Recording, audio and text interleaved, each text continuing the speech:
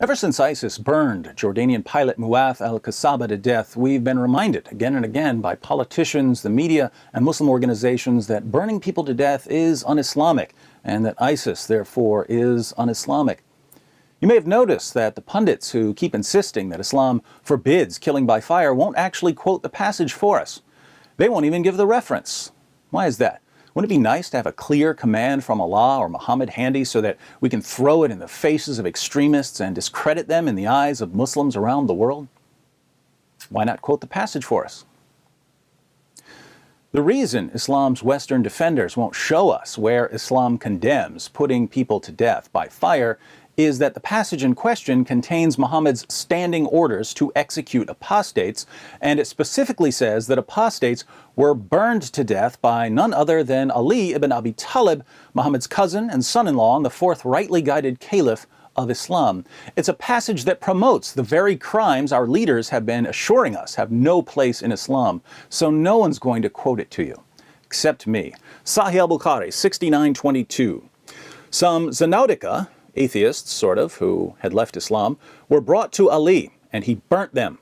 The news of this event reached Ibn Abbas, who said, "If I had been in his place, I would not have burnt them, as Allah's apostle forbade it, saying, 'Do not punish anybody with Allah's punishment, fire.' I would have killed them according to the statement of Allah's apostle, 'Whoever changed his Islamic religion, then kill him.'" What does Ibn Abbas mean when he says that he would have killed them according to the statement of Muhammad, "Whoever changed his Islamic religion, kill him"? He's referring to beheading, as we read in Malik's Muwatta. The Messenger of Allah said, "If someone changes his religion, then strike off his head." So the passage that tells Muslims not to kill apostates by burning them to death commands Muslims to kill apostates by chopping their heads off. Since it would be counterproductive to condemn ISIS by quoting a hadith that promotes the beheadings everyone's been using to condemn ISIS, the media do what they do best and give us a partial truth, the tiny part they want us to hear and not the part that proves what despicable liars they are. But the burning of apostates by Ali raises an obvious question. If Muhammad's followers knew that he said, "Do not punish anybody with Allah's punishment," why was the fourth rightly guided caliph, Muhammad's own son-in-law, the man who certainly wasn't ignorant of Muhammad's commands, burning apostates? One of the reasons is that Muslims are also commanded to follow Muhammad's example, and Muhammad was all too happy to punish people with fire. For instance, Muhammad had his followers torture a man named Kanana by lighting a fire on his chest. The apostle gave orders to Az-Zubair ibn al-Awwam, "Torture him until you extract what he has." So he kindled a fire with flint and steel on his chest until he was nearly dead. Then the apostle delivered him to Muhammad ibn Maslama, and he struck off his head in revenge for his brother Mahmud.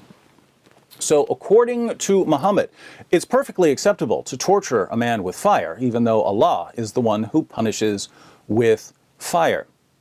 What about executing someone? Sahih al-Bukhari, 657. The Prophet said, "No salat, prayer, is more heavy for the hypocrites than the Fajr and the Isha prayers, and if they knew the reward for these salat at their respective times, they would certainly present themselves in the mosques, even if they had to crawl." The Prophet added, "Certainly I intended or planned or was about to order the muadhin to pronounce iqamah and order a man to lead the salat and then take a fire flame to burn all those men along with their houses who had not yet left their houses for the salat in the mosques." Why did Muhammad want to burn people to death in their houses for missing prayers? Because missing prayers was a way to identify hypocrites. Can you think of any other Muslims who kill people they regard as hypocrites? I sure can. But there's a much more straightforward reason for ISIS to execute a man by fire. The leaders of the Islamic State have modeled their approach after the apostate wars of Abu Bakr, Muhammad's father-in-law and closest companion, and the first of the rightly guided caliphs. When Muhammad died, many people left Islam or refused to submit to the central Islamic authority. Abu Bakr sent them a letter and an army. In the letter he said, I have sent to you someone at the head of an army. I ordered him not to fight anyone or to kill anyone until he has called him to the cause of God, so that those who respond to him and acknowledge him and renounce unbelief and do good works, my envoy shall accept him and help him to do right. But I have ordered him to fight those who deny him for that reason. So he will not spare any one of them he can gain mastery over, but may burn them with fire, slaughter them by any means, and take women and children captive, nor shall he accept from anyone anything except Islam. Even professing Muslims who rebelled against Abu Bakr could be burned to death. For instance, a man named al-Fuja'a, who claimed to be a Muslim but was attacking the Islamic State, was brought to Abu Bakr by Turayfa. Here's what happened. When the two of them approached Abu Bakr, he ordered Turayfa ibn Hajiz to take him out to this clearing and burn him in it with fire. So Turayfa took him out to the prayer yard and kindled a fire for him and threw him into it.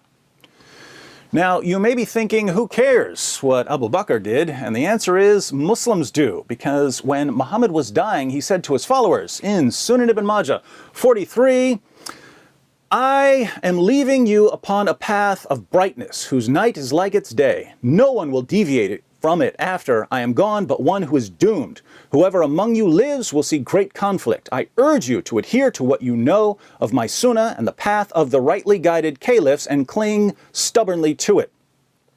So here's the quandary that Muslims face. In Surah 4, verse 65 of the Quran, Allah commands Muslims to unquestioningly obey Muhammad's decisions. But Muhammad commands Muslims to obey the rightly guided caliphs, and the first of the rightly guided caliphs commands Muslims to burn people to death.